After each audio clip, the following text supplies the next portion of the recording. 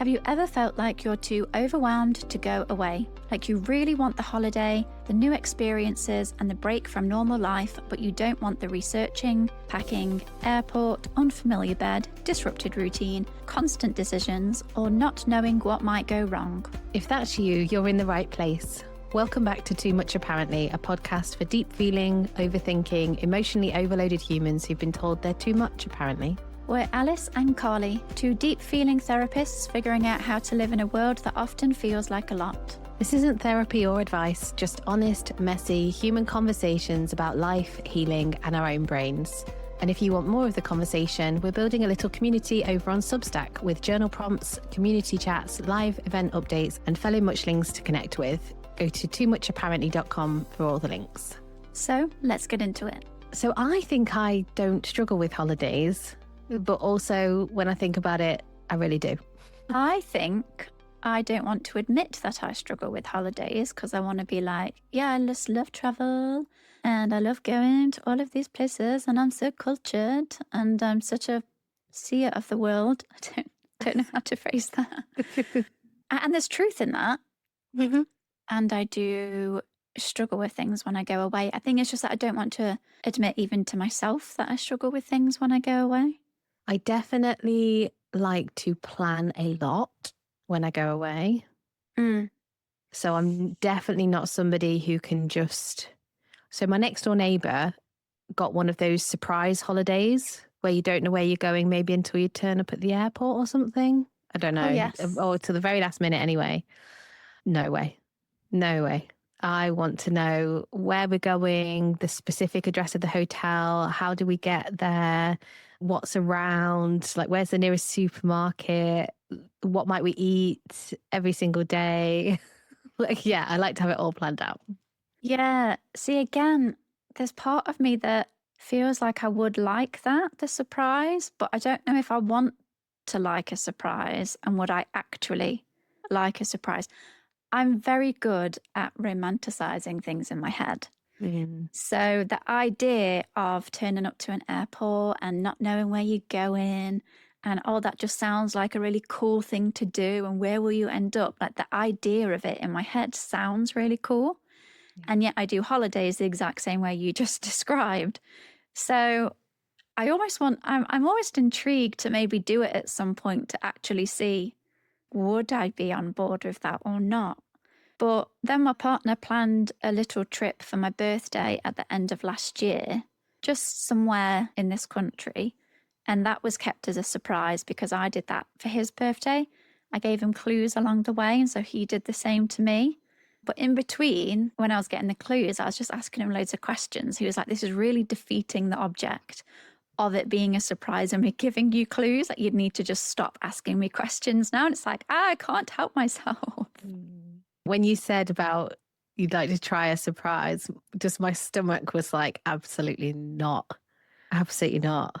No. There are parts of me that are like, oh, but I want to be that spontaneous and cool. And yeah, it's like an inattention of part of me could do it.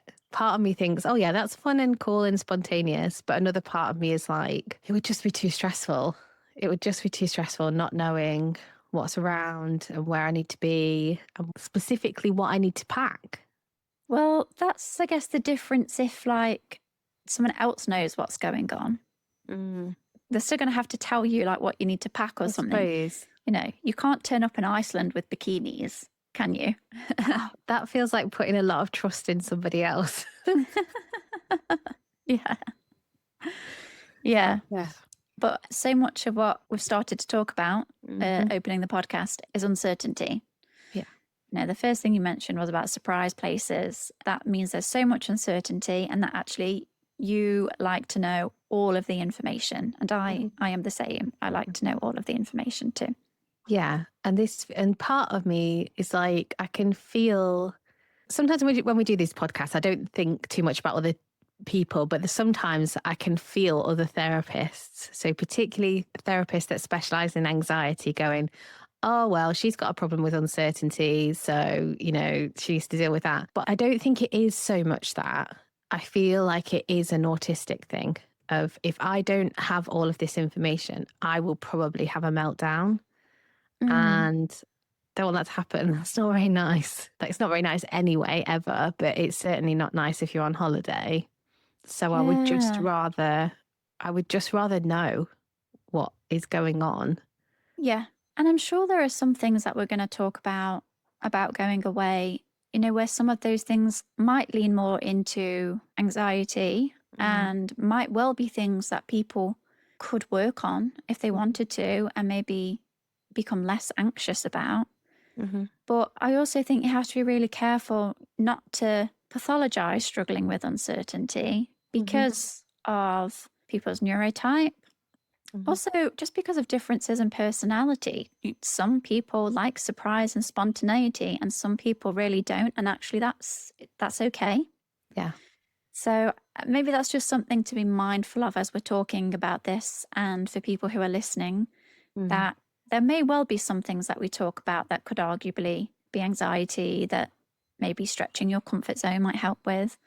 But I don't want to pathologize it either, that some of this is about needs and just about our personal preferences. Mm-hmm. Um, and maybe, like most things, there's just a lot of nuance to it. And some things come down to, do you take enjoyment over the planning and getting all the information?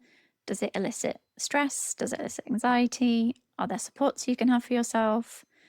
Different ways to look at it, I guess. Yeah, and I feel like it has been a bit of trial and error. I have travelled and been fine. So it made me think about a conference that I went to earlier this year. I knew I was going to find the conference stressful. So a couple of weeks before the conference, I went to stay at the hotel to familiarise myself with the hotel so that at least the hotel would be familiar. Oh, you didn't tell me you did that Oh, well, when there you you went. go.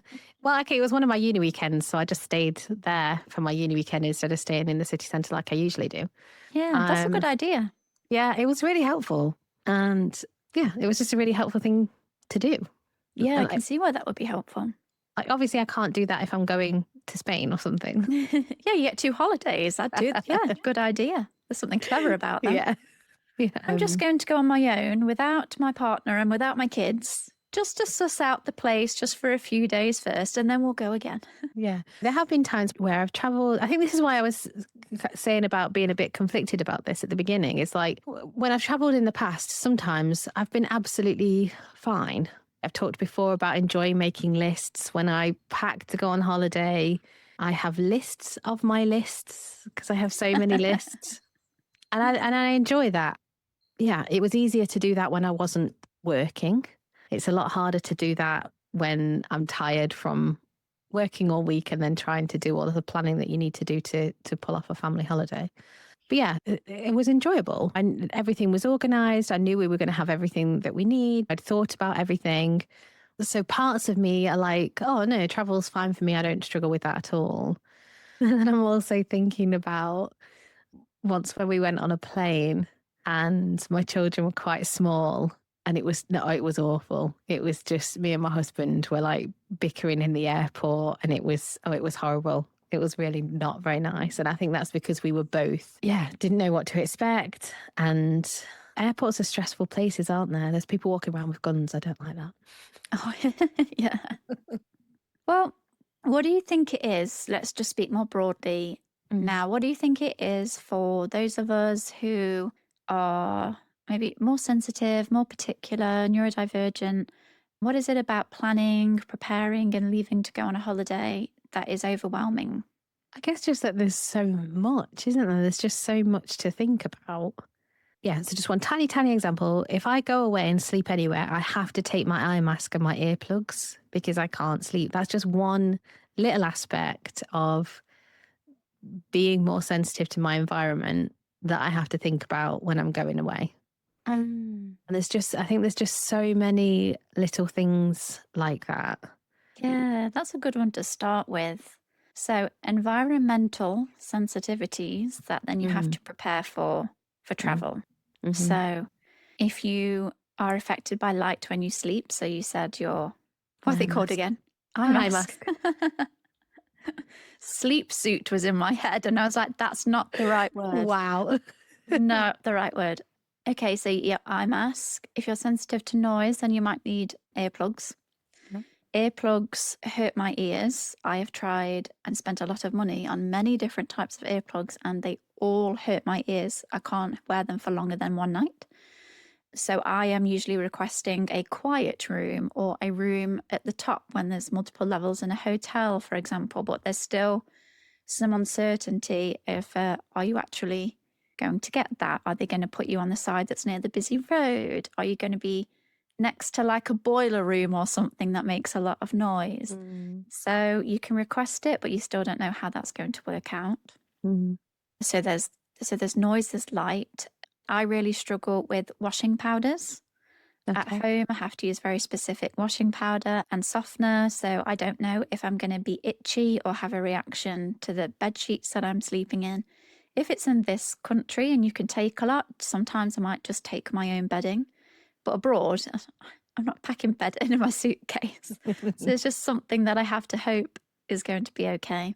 Same with how rooms are cleaned. If they use strong smelling stuff, that can then affect me.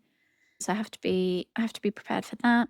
And because I live with chronic pain, I have to sometimes be prepared to take things with me to cope that if I'm going to be in pain at home, I sleep on like a special orthopedic pillow. Again, in this country, I'll take it with me.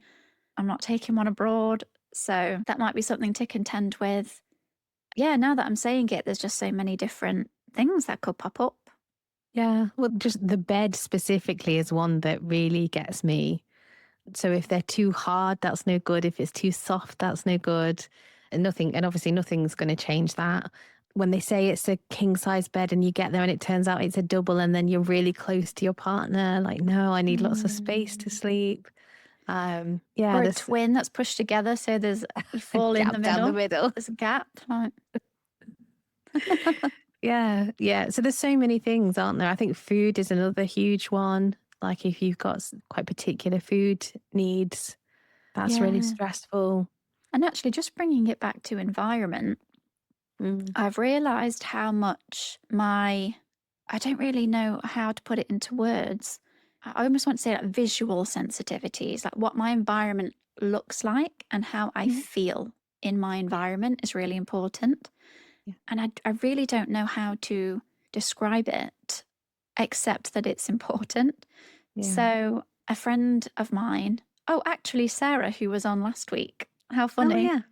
We sometimes go away together in this country and she'll just go anywhere really. So if we're looking at an Airbnb, she'll just be like, oh yeah, this one's good. And she'll send it me. And don't get me wrong, there's nothing wrong with it. But I'm just like, oh no, no.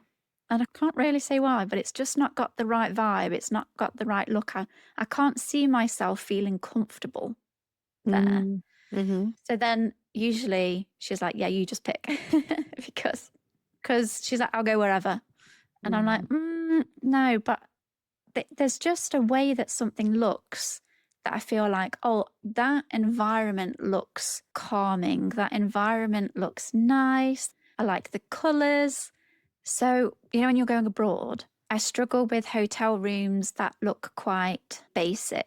But that's not me saying that I need to stay in luxury places. It's not me talking about luxury over basic. I can stay somewhere quite basic. It's just how that basicness looks. Yeah, I get what you mean. It does feel hard to describe, but I do feel like I Mm, know what you mean.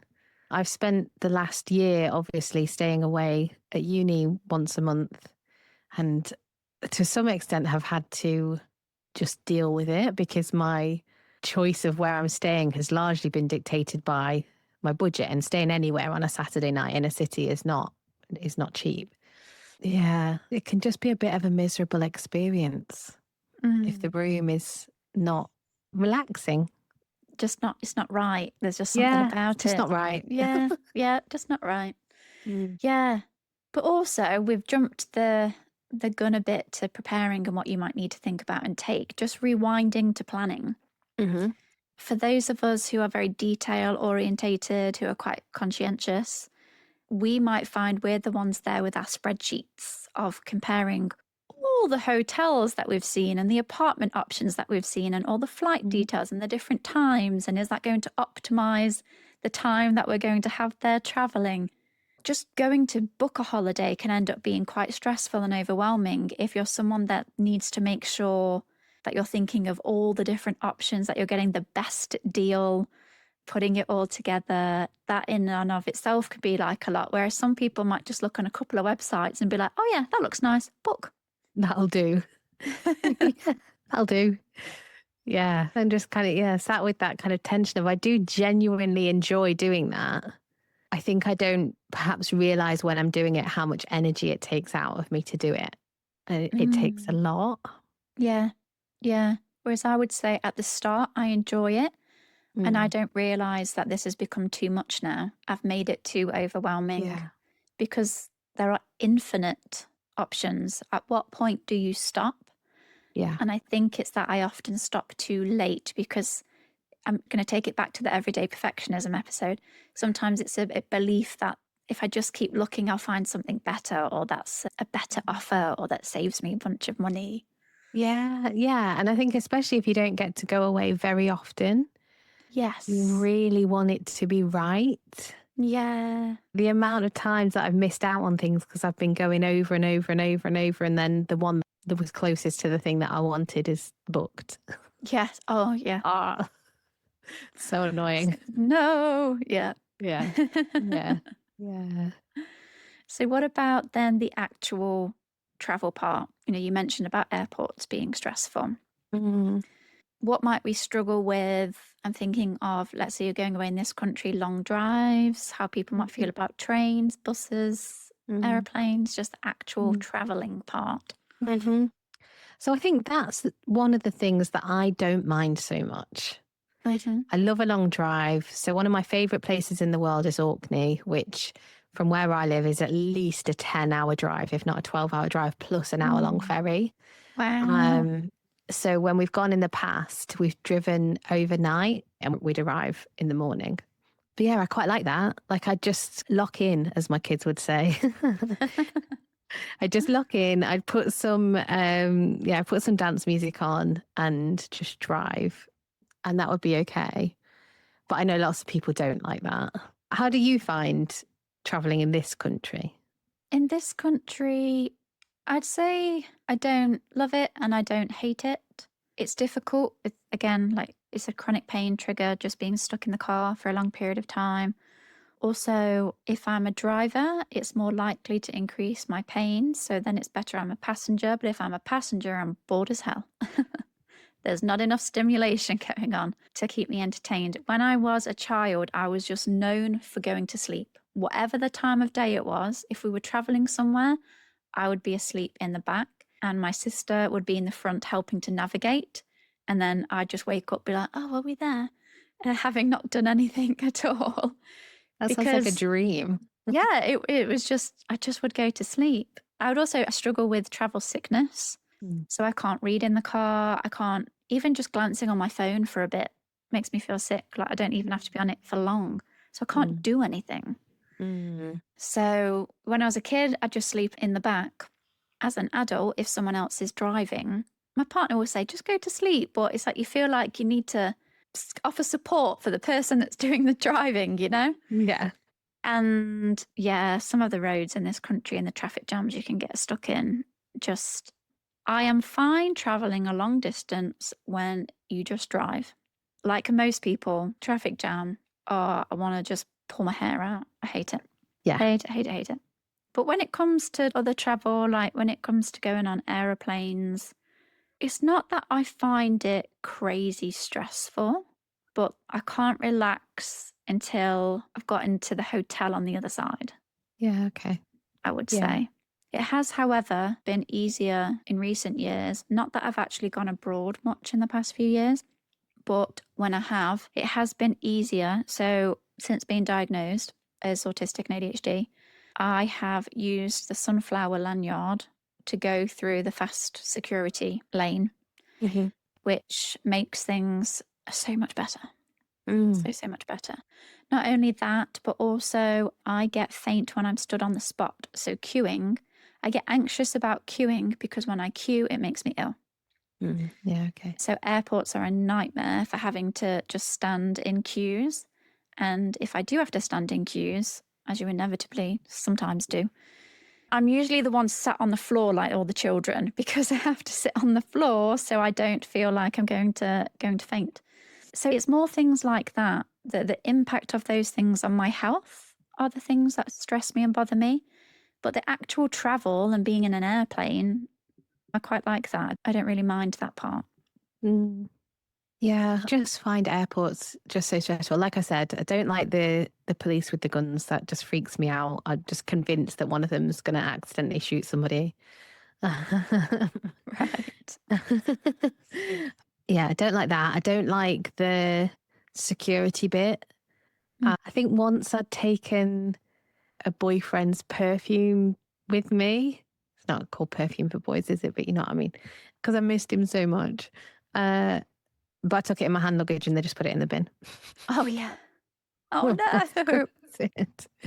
It's invasive, isn't it? Like when they scan you and, Mm. oh no, I don't like that. I don't want to be touched. And even being on the plane. So again, part of me loves flying. Absolutely love it. I love like when you take I love it when it's a cloudy day and you take off and you go through the clouds and the blue sky on the other side of the clouds. I love that. But yeah, there's something about being restricted. Like you've got to sit in your seat and you've got to Mm-hmm. have your seatbelt on and oh no, don't Yeah. like that. It really does feel like a mix for me. I feel like it's worth it. Mm. I do feel like it's worth it. I'm definitely not at the point where I feel like it's not worth traveling, although I do work with some people that feel that way. And I think that's fine. If that's, if it really doesn't work for you, there's no need to push yourself to do it. Mm-hmm. Do you know what I think it comes down to for me is about how comfortable I am or not with making accommodations for myself. So when you Mm-hmm. said about the sunflower, is it sunflower lanyard? Yeah. Yeah. Yeah. Like I could see it in my head, but the flowers were changing to daisies and I was confusing myself. Yeah, there's part of me that feels like, oh no, I'm not autistic enough to need that, Mm-hmm. whatever that means. I don't know. And I'm like, yeah, but if a client was going through it, I know what I'd tell them to do. But there's that kind of like, how comfortable am I making this accommodation? How comfortable am I saying, no, I definitely need this. Like when we arrive, I need to go and have a look around and figure out, where things are and whatever.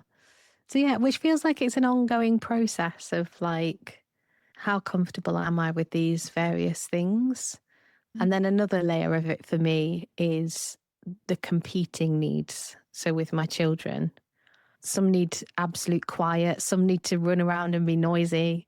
So that can be really difficult to accommodate that. Part of the reason that we've not been back to Orkney for a while is one of my children doesn't now like going in the car. So Right. Oh, it must be so much more complicated when you're having to take into account, yeah, all the people in your family's different needs.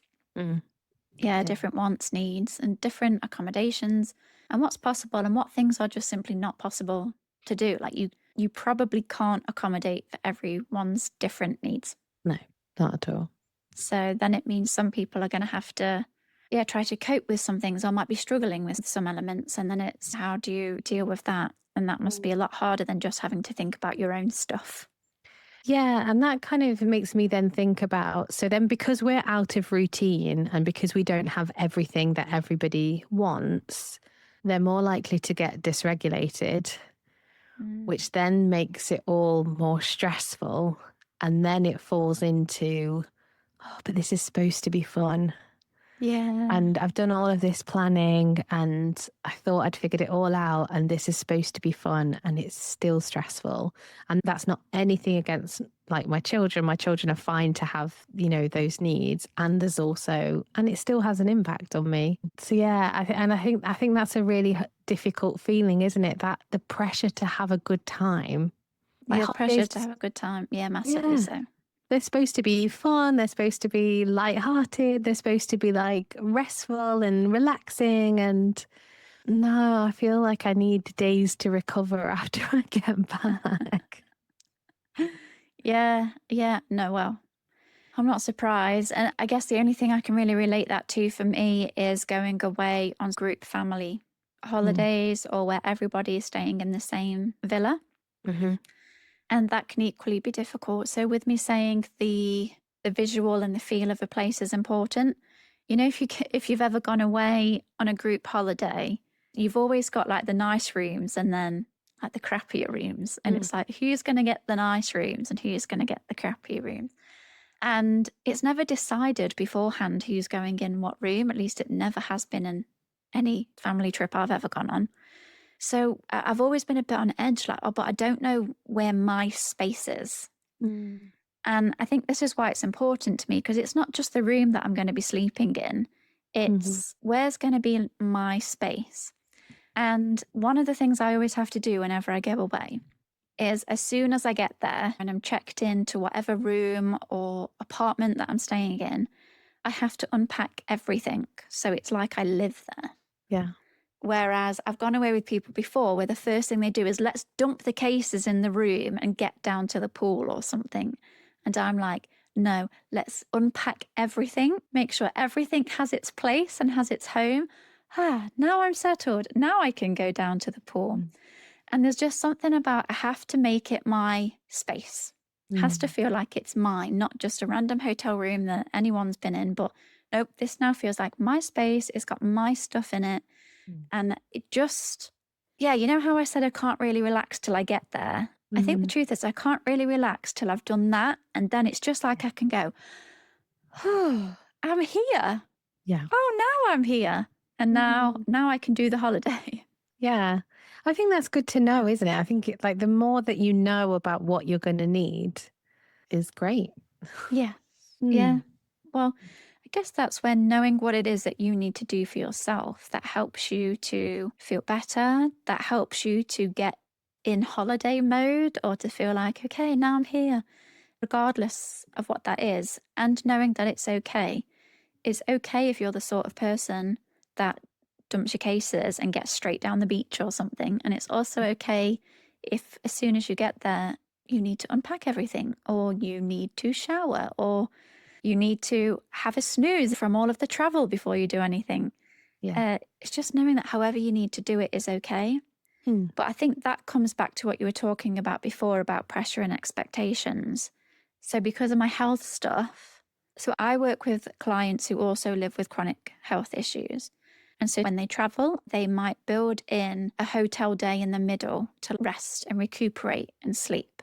And you'll know this yourself as a therapist. This is one of those things that you don't ever want to admit out loud because you worry about being judged. But you know where you realize that, like, oh yeah, my clients are doing this better than what I'm doing this. Oh gosh, yeah. Where I'm like, yes, that's so good to build in, have a day where you stay in the hotel. That's amazing. Yeah. And yet I know for myself that is something that would be really helpful, but it feels like I'm not making the most out of my holiday. I've spent a lot of money on this. I can't have a whole day where I'm just in my hotel room, not making the most of this holiday and everything. Mm. So, seriously, clap my hands to people who have been able to figure that out for themselves and be able to Mm. overcome that to do it. Yeah. But I haven't managed to do anything like that for myself yet. I'm very much still in got to make the most out of it mode.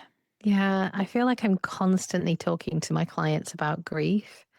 And this feels like yet another thing to grieve.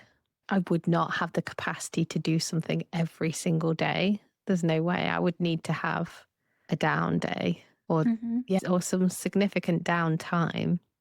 And there is then a letting go of what I thought holidays would be like for me, or what I can see other people around me doing, or what friends are talking about when they come back from their holidays, or, you know, any number of things. It's more grieving. Yeah. Mm. Yeah. There can be such a difference between how you want to do things in your head Mm. versus what you can actually do, Mm. or whether you like it or not, where you've just got these needs. Hmm. Yeah. And how many years do we spend just pushing through that, not wanting to look at it, not wanting to accept it, just Yeah, push through it anyway? It's so difficult. it is. It is. And I feel like it's been years and years of trying to ignore it and then paying the price for it. That's the only, like, I've learned the hard way. There's no two ways about it. Hmm. Yeah, that if I don't stop my body will make me stop. Yeah. And that's no fun for anybody then. No. And I do think that is why I usually need a bit of a recovery period after I've had a holiday or trip. Mm-hmm. It baffles me how people can go on a holiday and land on a Sunday evening and then go to work Monday morning. Yeah. I don't even know what else to say about that except how. Yeah. Yeah. How I need a few days to recuperate from the holiday and from the travel and coming back. Yeah. But I always feel wrong for needing that because I've just had a holiday. You don't need to recover from a holiday. The holiday is supposed to be the recovery period. So Yeah. why do I need to build in recovery time Mm. after a holiday? Yeah. It just feels like another one of those things that I shouldn't need. Mm. I think it's part of why we haven't been on holiday for a while, is because you would then have to, you only have so much time that you can take off. Mm. You're then having to take off extra time. I obviously can set my own holidays, although there is a cost to that. I don't get any holiday pay. I have to cover that myself. But yeah, if you're employed, you only get 4 or 5 weeks a year. So if you take a week off and then you're taking an extra few days off, like it all adds up, doesn't it? Mm-hmm. And yet there is that transition, yeah, I was thinking about it like transitioning back into your normal life. This is another reason why I haven't been on holiday for a while, is because in some ways, actually, I find going on holiday easier because, for example, if you go on holiday, you've only got your stuff that you've taken in your suitcase. You haven't got all of your stuff, right? Mm-hmm. So when I come home, I'm coming back home to my chaotic, cluttered house, and that's really overstimulating. And I Right. miss the simplicity of only having a week's worth of clothes, 2 books, and my iPad. Yes. And Yeah. there was a point when life was particularly stressful that I couldn't tolerate how stressful I found it to come home. So I said to my husband, I can't cope with going away because I can't cope with coming home. Yes. So that was really hard. That's really hard. Yeah, massively so. I feel like there's so many different things in that as to why that could be the case. Yeah, firstly, I just want to touch upon transitions, Mm. autistic people in particular, but also generally more sensitive people. We can struggle with transitions and we might need a bit of time to adjust. So that can mean it might take us a couple of days to adjust once we've got on the holiday. And then it might take us a couple of days to adjust when we get back. I remember always feeling like a week's holiday was just what a waste of time is maybe a bit maybe a bit much. But I remember I would just start to feel settled and in the groove, and then it's time to be coming home. So it always felt like, no, a week is insufficient. I'm only just getting into the groove, and now you're telling me I've got to come back. So I think the transition part can be really difficult. I was just saying something similar to my husband the other day about weekends. This is a slight aside, but it's a similar kind of thing. I was like, I feel like instead of having 5 days on and 2 days off, we should have 10 days on and 4 days off. Like 10 days on in a row would be a lot. Like it would. But then you'd have like a day to collapse, 2 days to have a weekend, a day to prepare, and then go again. Whereas I feel like with Yes. weekends, it's like, yeah, by the time you've started to relax, it's time to prepare to go back to work again. Yeah, it's tough. Yeah, it's no time at all. I think that's why I've had a 3-day weekend for years now. Mm. When I was younger, I used to work still full time, but I'd compress it to work in 4 days. Just to need that 2 days it's nothing. It's nothing at all. So yeah, well, I'm not in agreement with doing 10-day stretches. I would just more like keep promoting a 4-day working week, probably. But yes, I agree with the sentiment of that. With you talking about the simplicity of not having as much with you, that's an interesting one because there's this idea that minimalism might go really well with ADHDers to reduce clutter, to reduce having so many things. There's less things to keep on top of. You maybe have 2 plates 2 bowls and just like a handful of knives and forks. And with the idea being that it's less overwhelming, it then involves less executive functioning kind of tasks, simplifies everything. And a few prominent ADHD influencer type people have like really sort of recommended it and said that it's really changed a lot for them. So it just reminded me of that there is something pleasant for you in the simplicity of having a smaller number of items and of clothing to keep track of. And then what that is like for you when you come home and then you have all your stuff. But if you tried to separate me from all my stuff at home, I'd be very sad. Right. So it's really Yeah. hard. It's like, I think I can only have the simplicity of it because I know I've still got all my stuff at home. So basically, you I need a could do container. minimalism. Yeah, that's what I was going to say. You need a massive storage unit so that you know you still have it. Yeah. Yeah. Yeah. Yeah. But it's out of the way. Yes. So we spoke about general things about travel and going on holidays, but one of the things we've not spoken about is when things can go wrong, and they do go wrong. Your plane is delayed. Like, that's so common. Mm-hmm. Your plane gets delayed. What happens if you've got a connection flight and it might mean you might miss your connection flight?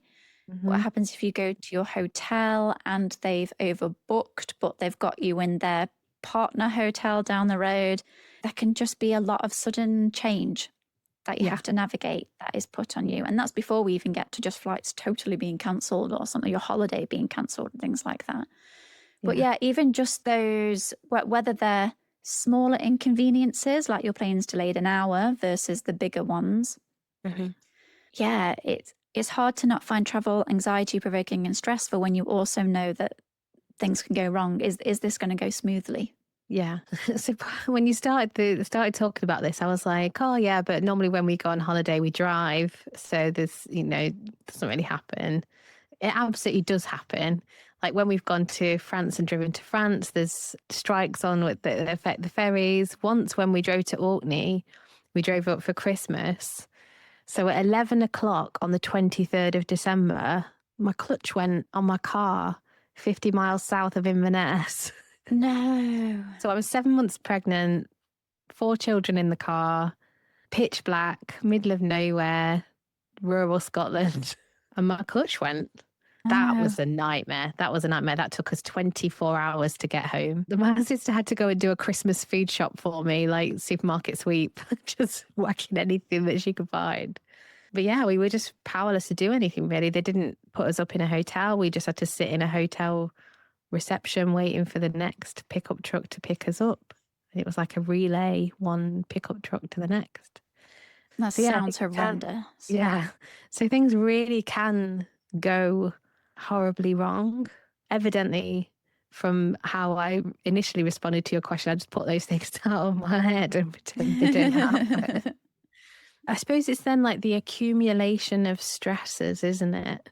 And how can you keep yourself calm or okay or support yourself through all of these different changes? And yeah, like just little things like, yeah, so maybe there's a change, maybe your flight's only delayed by an hour, but you already didn't know which gate you were, which direction it was, how long it's going to take you to walk around the airport, if you're going to be on time, or where's the toilet, or whatever.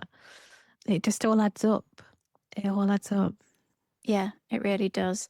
And actually, I'm going to bring this back to your point about the sunflower lanyards, because a few years ago, when I was going abroad on my own, and it was the first time I'd been abroad since COVID, and it was the first time I was considering doing the sunflower lanyard scheme. And like yourself, I had serious reservations about using it. I didn't feel disabled enough. And I kept coming back to the point of, but I can do it the normal way. I can go through it. I can do it. I've done it many times. So if I can do it, I shouldn't use that lane. Like, surely that lane is for people who cannot do it. But I can do it. And I was actually talking to my clinical supervisor about this, who of course challenged me on that, because the difference is it comes back to, just because you can technically do something Mm. Doesn't mean that that's something that you should push yourself through if the cost to you is going to be a lot greater than the cost would be to somebody else. And Mm. so, yes, maybe you can technically do it. But if we go back to the analogy of your cup and how full your cup is of stuff, before your cup overfills, there's too much in there. Airport travel probably fills up a good chunk in most people's cups. There aren't many people who would say that airport travel is not remotely stressful. It's not great for most people. So that is going to fill like everyone's cup up. However, if you're someone who already lives with health issues, if you're neurodivergent, if certain things affect you more than other people, before you've even stepped foot in the airport, your cup's already a lot fuller. Then you put being in the airport on top of that. You might be able to be okay going through everything the normal way. But what if you get to the other side and then your plane is delayed? Or what if you land and the coach that's come to transfer you to the airport is broke down and isn't coming for a certain number of hours? Other people will still have enough room left in their cup to be able to then handle challenges that might come their way. But for others, our cups might already be full before you even bring in anything else. So if something else comes in and it overflows your cup and your stress levels are super high, if it leads you to have a meltdown or a shutdown or a panic attack, or it's going to spark off your chronic health issues that are then going to impact the rest of your holiday, if it's going to take you a few days to recover from that, then surely that provides enough reason to know that you should use the sunflower lane. I just wanted to put that out there as something that helped me to then actually use it, that just because I can technically do it the way that everyone else is doing it, doesn't mean that, well, then you should then. Yeah. I feel like there's so much to it. I feel like there's the external judgment, like imagining what other people are going to think if they're queuing in a longer queue and then I go past in that faster queue. I feel like there's an identity thing of Mm-hmm. accepting that actually I can't, or the cost of doing it the air quotes normal way is too high or could be too high for me. Yeah, there's so much to it, and it is tricky, isn't it? Or, yeah, all of that, Mm. all of that. And I have used it and I have used it since, and I sit with all of that as I'm using it. Mm. Yeah. It's not that I'm now comfortable to do so, it's more that I'll do it and I still have all those thoughts and Mm-hmm. worries and things like that. Mm-hmm. But it takes a lot to go away on holidays. Holidays are expensive now. Mm. It's not like pre-COVID where actually you could go abroad for quite a reasonable price. Like anywhere you go now, it's going to take a good amount of your income to go. Yeah. Mm-hmm. So I just think it's really important to meet our needs so that we can have as better a travel experience as possible Yeah. and enjoy what we're spending our money on as much as possible, Mm-hmm. whilst at the same time trying to alleviate pressure for it to be a certain way as well. It's just, yeah, Yeah. it all just sounds a bit tricky. Well, what I'm thinking about as you're talking is how many times have we been told throughout our lives that we're making a fuss, that you just get on with it, just pull yourself together, like any number of those things. They're all of the things underneath the like finding it difficult to use accommodations. Yeah. That actually, if we hadn't been told so many times, oh, you're too sensitive, oh, you're making a fuss, oh, da da da da, da, maybe it would be easier to just accept that we need what we need and we wouldn't have that pressure to do things the air quotes normal way. Mm. Mm. Yeah. Yeah. Definitely. And like you said before, there is also a lot of deeper themes there around ableism, around Mm. identity, Mhm. around what it means to need those things, Mm. and grief. Yeah. Yeah, there's a lot there. Yeah. It feels like kind of what I've got in my head is that it's that Daily Mail voice again. And it's like, oh, well, nobody likes queuing, do they? And it's like, right, yeah, nobody likes queuing, but some people can cope with queuing. It doesn't have a massive impact on their day. Whereas for somebody else, queuing might mean that they're so overwhelmed that they can't cope with the rest of their day, or the rest of their day is so miserable that it almost wasn't worth going. Like Hmm. it's not the same. Yeah. Yeah. Yeah. No, it is definitely that voice. It's like what I said before, that voice said, well, nobody likes the airport.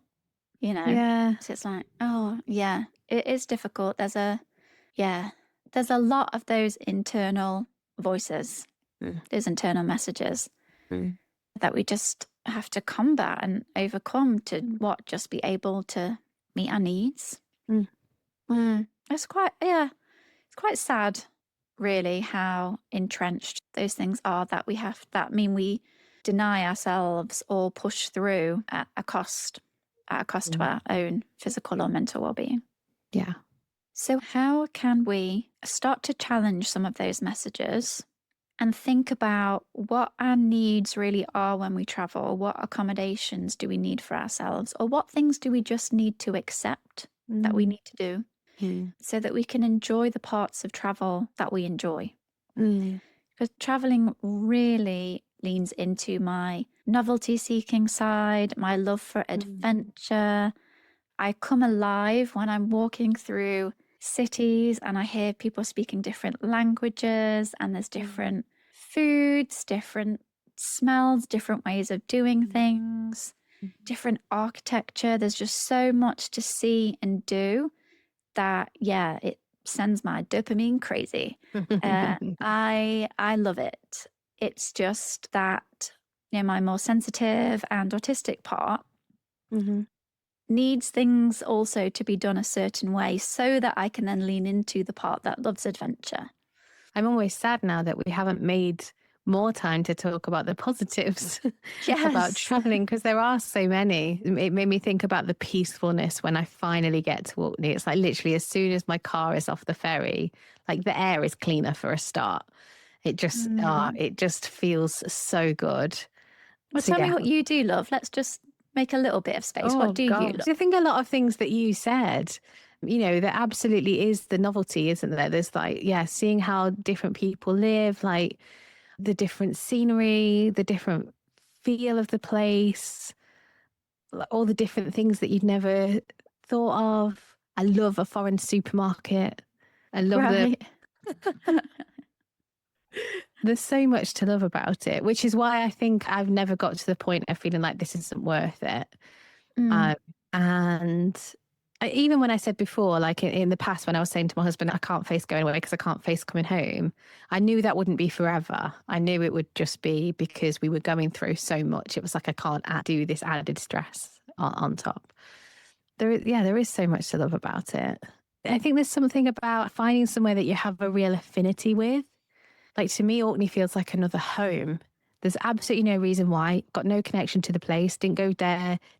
I think I was 24, 25 maybe when I went there for the first time. But just straight away, I feel like I belong here. Yeah. And I love that. I love that. Yeah. Right. I Mm. love the country Greece. Mm. I love the history. I love its connection to the past and science and Mm. philosophy. I love the language. I spent quite a bit of time learning Greek. That makes me sound way cooler than I actually am. I can What only can you speak say? the very basic things. Can you say something in Greek?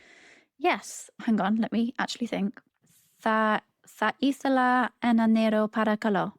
And what does that mean? It means I would like one water, please. Very nice.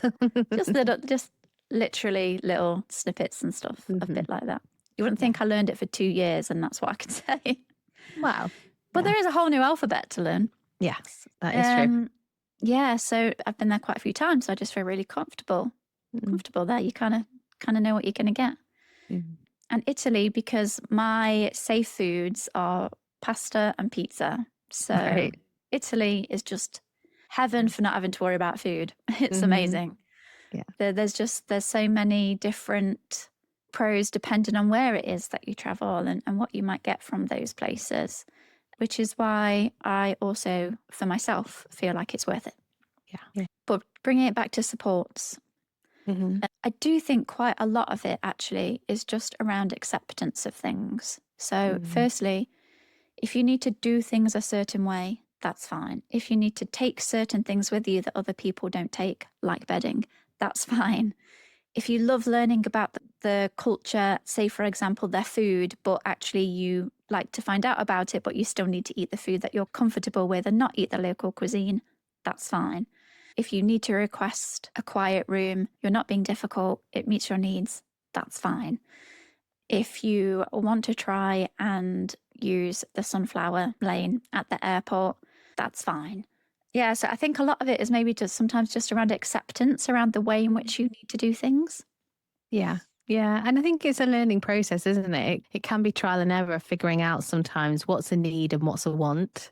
Hmm. And I think sometimes it can be, like I said, learning the hard way that some things are a need when you wanted them to be a want, that you wanted to be able to do without it. But if it's a need, it's a need. Hmm. And either you meet that need or you pay the price for it. Yeah. Yeah. Yeah. Yeah. I do agree with you there. Sometimes we do learn from the more negative experiences of, oh, okay, this is what I do need for myself then. Yeah. So, yeah, not being afraid to request certain things or sometimes to complain about certain things. You know, if you are in a noisy room, how many people just think, oh, it's fine, I can put up with it. But, like, well, why should you? Go and ask. Yeah. Gosh, I feel like we've just touched the surface really on all of the things that kind of could help. And I feel like we've also just touched the surface on all the things that can make travel difficult. You know, we've not even touched upon things like navigating the temperature or the sun or the cold or activities or anything like that. So we might have to revisit this again because I just feel like there's so much more to say. But it's been enjoyable to talk about. It has. And we can also put some things to think about in our Substack journal reflections. So if you want to think more about it, come and join us there as well. Yeah, that's a good idea. So if you've ever felt like you're too overwhelmed to go away, like you want the holiday but wish you could somehow skip the researching, packing, airport, uncertainty and disruption involved in getting there, maybe that doesn't mean you're ungrateful, boring, or incapable of being spontaneous. Maybe travel places a lot of demands on your brain, body, and nervous system, even when the experience is something you genuinely want. next time we're talking about being too worried about being liked. The pressure to come across well, avoid judgment, and get every social interaction right. From replaying what we said to worrying about how other people see us and post-socializing rumination. Before we go, we'd love you to come and join our Substack community, Too Much Apparently. It's a little community space for fellow muchlings where we share journal prompts for every episode, host community chats, and share early updates on new episodes and live events. If you'd like to stay connected between episodes, go to toomuchapparently.com for all the links. And if this episode made you feel a bit less alone, subscribe, rate the podcast, and follow @TooMuchApparently on Instagram and TikTok. Those small clicks help other sensitive humans find us. But for now, we'll leave you with this. What would travelling look like if you stopped trying to do holidays the right way and planned them around what actually helps you feel safe, comfortable, and able to enjoy them?